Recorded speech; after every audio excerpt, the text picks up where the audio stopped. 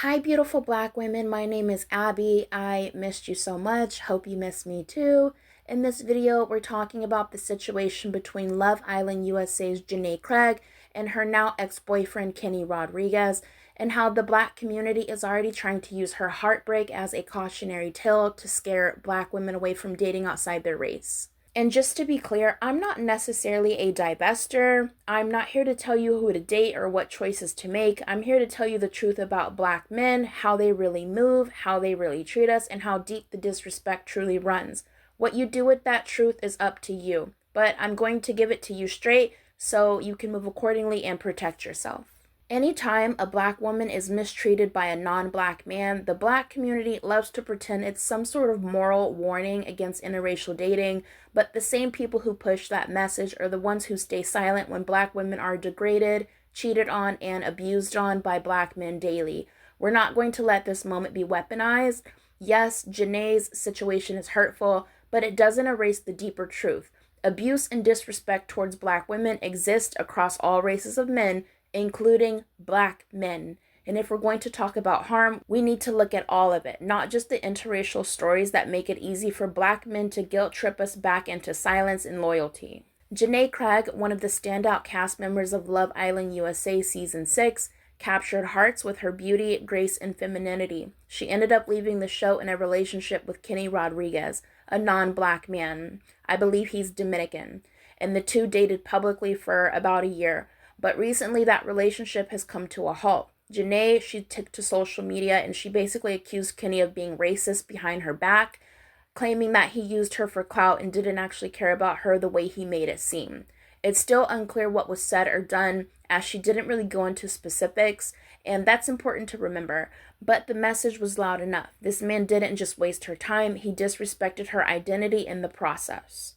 Now, we don't know if he called her the N-word, made anti-black jokes, fetishized her, or just didn't stand up for her in private when she wasn't around. But what's heartbreaking is that even after a full year of being with her, he allegedly still harbored a level of racial disrespect. It's a gut punch reminder that being chosen doesn't always mean being respected. Now, let's be clear. What Janae went through is hurtful, exhausting, and humiliating, and I would never invalidate the pain of being used and racially disrespected by a partner, especially after a year-long relationship. But we need to say this out loud. This is not a warning about interracial dating. This is a warning about men who don't respect black women, and that category exists across the racial spectrum. If you choose to cross interracial dating off your list because of this, that's your personal choice. But don't make the mistake of thinking you're choosing safely or protection by turning back towards black men, because the truth is you're not. You're just returning to a different type of abuse, one that's deeply familiar yet still deadly in its own way. Your hair, your skin, your features, your femininity, and your womanhood are constantly policed, minimized, and ridiculed. The black men who date us often don't see us as beautiful. They just see us as loyal, useful, and easy to control.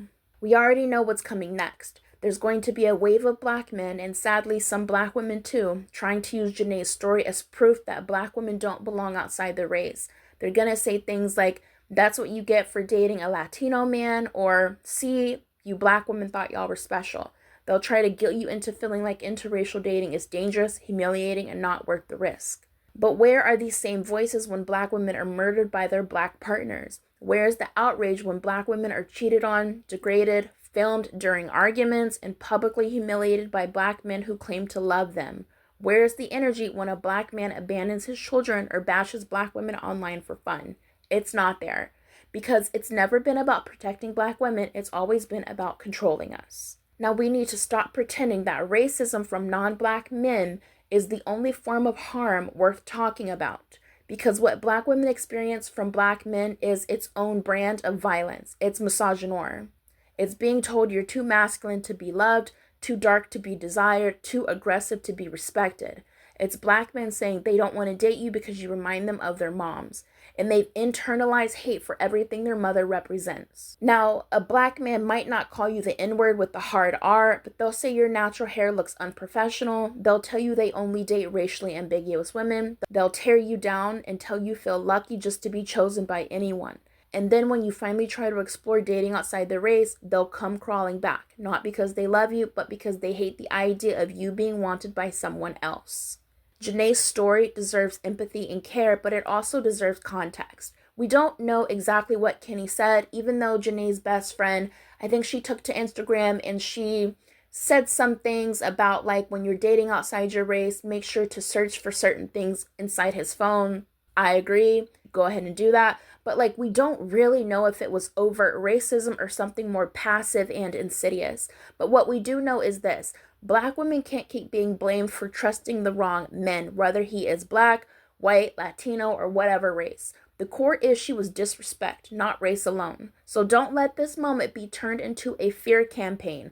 Don't let the black community use this as a way to push you back into a box. Because the same people who were screaming, that's what she gets, would have clowned Janae if she had stayed with a dusty black man who was cheating on her, lying to her, or secretly resenting her too.